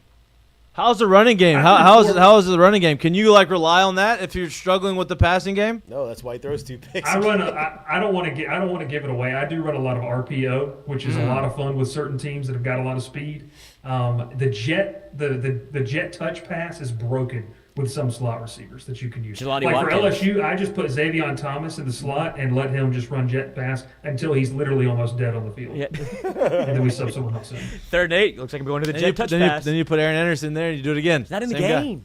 Oh, he's Dude, not in the game. Same thing. Yeah, he's not. Jelani Watkins. Oh, he's like- not? Yeah, it's some other guy, some fake player. He transferred out. Why would you not be in the game? I don't Can know. I ask that? Like what? Like what's Did he the deal? forget to sign up? Yeah, a lot of LSU did, but then they remedied the situation. Like He might Kyron have Lacey still wasn't forgot. in the game. He might have still forgot after that. Yeah. Who knows? I'm gonna tell you one thing. There's some guy on LSU's kickoff coverage team that just lays the boom every single time. Never heard of the guy in my life. Don't know What's who his he name? is, but they need to find out who he is. He's like number 36. 36. He's like some weird number. You know, they just gave somebody. I don't think it's Brian Kelly's son. I don't think he has time to opt into the game. But we'll see. It's I don't know, man. They need to find out who that guy is because he can tackle. Love that. Well, look, I'm fired up about 36 this. is Aiden Carbello. This will be of the LSU lineage. This will be The the kicker. John Carbella. Yeah. This will be the first time once we play it in the studio. It'll be the first time I've played the new game. So, looking forward to it. It should be an adventure. Mike's To gonna say the freak least. out. Wild. Yes. And then you're gonna make me go and buy it, and then I'm gonna get good at it, and then I'm gonna beat everybody. Or you might never I pick it don't up know again. about that, Cole. I mean, that's the problem. I've been playing it for a month and I'm still absolute cheeks. I mean, I'm terrible at this game. I played it Here, for real quick story before we get out of here. I don't want to take up the rest of your show, but I was playing online. I don't know if you've seen the memes of this guy. They're like all the people who played the OG NCAA games. Like we're just gonna. These kids don't know what it's about. This kid ran the triple option with Navy against me, and I was at LSU. He beat me 62-14. You stayed online. around? I could not. I couldn't. We're playing in Death Valley, and I couldn't do anything. I could not stop the triple option. That's all he did the entire time. It was one. And also too, what sucks is you can talk to people in game chat. This like 14-year-old is just. I mean, the most Wearing you colorful out. language I've ever heard. I didn't even know what these words meant when I was his age, and he is just wearing me out. It was awful. Like I'd take the headset off. Damn, I feel like you should have When recorded you get that. trash talk so much that you can't even say anything, that's when you know it's like I need to go outside. Damn, this I need to go outside. this 14-year-old cooked your ass. That's tough. Yeah, he had enough time to get in It the was chat and be brutal. like, brother, That's must tough. be a welcome to fatherhood. I'm your I dad. mean, he kneeled it out with like 7 minutes left in the fourth quarter. Oh, at least he Like, was he being. started kneeling. Yeah, at he least already- he was like, "I'm over No, this." he's trolling because he Yeah. knows He already has that. He's like, I'm 62 of them. sorry. Like, If yeah, you put a, if you brutal. put up You'd rather him score 100 on you than kneel it out. yeah, dude, I'd rather you put I wanna a play the 500 game. on me and beat me into submission than ever kneel it out. I'm a complainer. I respect you Until for I not start quitting. losing. I respect you for not quitting. Yeah. I'd have been out of it. Yeah, Lloyd would have been way gone. Lloyd would have been 3 games in by that point. Probably quit all 3 of them. I played Lloyd's record's probably like 2 and like 75 online, but he's only played a combined 3/4 of the game. Yeah, on, I like, played- in the entire system. No doubt. I thought about firing it up online like the first day I got it. I get on there and this guy is talking absolute nonsense. And I don't talk trash before. Can you mute? Can you mute him? I don't know, but he was talking sideways, and I was being so polite to him that he quit. He's like, "This isn't fun. This isn't what I wanted to do. Thought we were gonna talk shit." And I was like, "Nah, dude." Yeah, kill him with kindness. Some Lloyd. people treat it like 2007 Call of Duty lobbies, and I'm not Yes. here for that. No, can't it's aggressive. Kill him with kindness. Bryce, appreciate you as always coming on. This is gonna be a regular thing. Is Friday the spot that you want to do this on? You think Friday's your day? I think so. I think we can try to pencil this in. You We'll, tell me. if You the tell me baby what's your starts best day. screaming- Tell me what's your If best the baby day. starts screaming, then I'll just go put her like in the bathroom. And You my- can bring her my on the wife's show. closet Who or cares? something like that. You can bring her on the show. Yeah. Shh, Daddy's playing. Hey, she's hammering the under, by the way. I don't know if you caught it on my social media. Saw She that. did pick Georgia Tech outright to win. Oh. so that's wow. big. There you go. Look, Wow. Start him young. my first bet. Georgia Tech money Yeah, line. well, Trail the yeah. baby. Yeah. Dude, appreciate you. Enjoy your weekend. Looking forward to obviously having more conversations with you during college football. We'll give you all the insight of what happens on Saturday. Just anonymous sources. Awesome. You All know right? that there's like a real Anonymous chance sources. that the baby, like, what if the baby gets hot? Like, if it wins Georgia Tech money line, and then you have to Like do if He'll the be a- baby goes on a heater, He'll be Yeah. a viral sensation. Is she? viral. Like she's getting her own TikTok account. Like, No I doubt. already told the People wife, will be we're like, gonna- we're making money off of it. Bryce, post the baby We're setting up an bets. LLC, the whole 9 yards. No doubt. you go. No doubt. There Get we her a go. credit card. Enjoy the rest of your day, dude. Appreciate you as always coming on the show. We'll talk soon. Thanks, fellas. All right, man. Gambling baby. Gambling, baby. Okay, so you've played NCAA. I don't believe him that he has. Have you or have you not? You have played. Where have you played it? I just told him I played my boy online the other day. You have it. That's you bought it. Yeah. That's all he ever says. Yeah. You don't have fucking with me? Yeah, he is. He doesn't have a dynasty. Yeah, no, it's too nonchalant. What, I play you tonight. You want to play tonight? I play you tonight. Yeah. Yeah, I do want to see the play tonight. I want y'all You coming play over? tonight. No. Oh. Can't. You gave me the whole. I'll screenshot you the Oh, score. yeah. Yeah. I'll screenshot you the score and put it in the group. Okay. It'd be an all-time win for me. That would be. I don't even know if I'm good or not. You're not. I don't think I am. I mean, I know I'm not. I've never played it. But I do have to play. I mean, I gotta play it. It's R2 is much. turbo. Well, it hasn't always been that. Mhm. Yeah. So. Nothing the changed. buttons the same? Yeah. They're all the same. Mm-hmm. Oh. Hit sticks in there. Oh, then I'll be all right. I just gotta get. Yeah, I mean, they Gotta get nice. Yeah, I just gotta get the feel. I gotta get the feel of it. Your pursuit angles are gonna be rough. Yeah. The first couple goes. Yeah, They just run right by you. Like, oh, I guess we're not tackling today. Oh, I'm going this way. I gotta go that way. Yeah. I can't wait to see Lloyd play this game. I'm gonna play Lloyd. You got so on the passing portion of it, you have to Which is it kind actual anticipation stuff? Like you have to you can't wait. Like in the old game, you could wait. Oh, he's wide open. Now let me throw it in there, and then all of a sudden you can throw. You've been sacked 10 about times. 200 miles an hour. You can make it there. No. Now you have to anticipate breaks and stuff. Is that how the passing game works? What kind of passing do you use? What setting? Whatever the newest one is. I don't know. Amateur. Do you play? Coach, I play football. Here's my question. Here's my question. When you're on defense, do you play as a standard? I'm gonna be on the defense line, side quarterback, or do you play? Hey, I'm gonna go fucking ball hog. I'm Harold Perkins. Yeah. Okay. And people just running right by me, and I'm like, fuck. Do you Perk came back for his senior year. Do you try user catch a lot?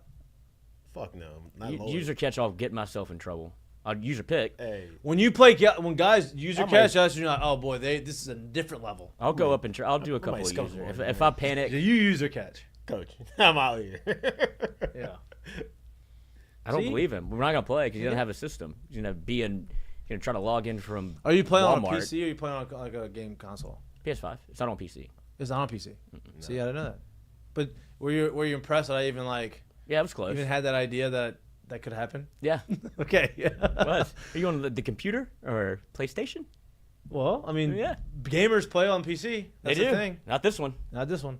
All right, let's get to the Seggies. I did try to buy Madden for PC. It was like Madden 06, when the game was good. Immediately gave me a virus on my computer. I was like, well, I just unplugged it. Just don't put it in this computer, please. Yeah. So mistake- Donovan McNabb on the cover. I was fired up. Mistake of the day is brought to you by our friends at Doe's E-Place.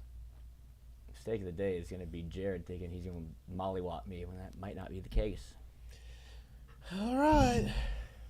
Mistake of the day brought to you by Doe's Eat Place, and this is an unbelievable interaction. This is what Twitter is for, folks. So when you get on there, be careful who you're talking to, because sometimes they will fire some strays that you were not ready for. Sauce Gardner, obviously, loves his golf. Oh, it got deleted. What happened? Damn. What happened? Let's see if he took it down. Yeah, damn, he deleted it. What did he But so Sauce Gardner tweets out a picture of a golf simulator that's being built in his house. Like, guess what? I'll give you one guess of what this is, and it's the golf simulator being built because he's obviously had a fantastic time learning the game, wants to continue to play, get better practice. Somebody, a woman, quote tweeted it and was like, "I hope this is a machine that helps you with holding calls," and he was like, "Bitch, did your husband know about your OnlyFans that you tried to DM me?" He said to her? Yeah. He called her, he said bitch? No, I did. Oh. He was like, "Do you really want to be out here on Twitter whenever you DM me your OnlyFans link?" And she was like, "Oh." What'd she say? Not great, Bob. I don't know. I didn't read all of it. If I had to guess, you probably didn't Got her respond. ass. Yeah. Wow. That's and tough. everybody's like, cooked. And somebody tried to call him misogynist. And he was like, I'm giving her free promotion. Like, it's all just good fun. Like, this is what Twitter is. Wow. Then he deleted it. Yeah. Probably better not to have the drama. Yeah, one jet way. Yeah. Oh, speaking of. Did you see Aaron Rodgers talking to Malik Neighbors? No, what is it? Curtain Trying call. to get him over there, the Jets. No, That's your just- curtain call? I'm gonna get to curtain call? Yeah, a little curtain Curtain call brought to you by our friends at Assured Partners. Man. Me?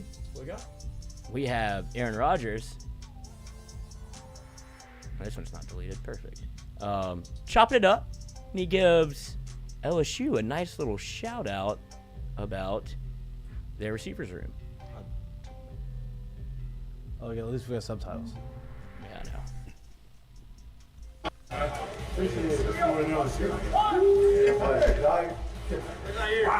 That was impressive. Thank you. Have fun? Yeah, I'm figuring it out. Yeah. Turn up, bro. Yes, sir. You know that. What? Film me, bring it up, man. Appreciate it. What's going on? Been quiet about around the Aaron Rodgers camp lately, Jets camp, after all the Hassan Reddick stuff. Yeah. And I think that bodes well. I don't know for about that. after. It still ain't. That ain't. Yeah, but like as far as like Aaron Rodgers being the drama is not there. I think that bodes well for the Jets. As long as he stays healthy, I think he's gonna have a big year. I think so too.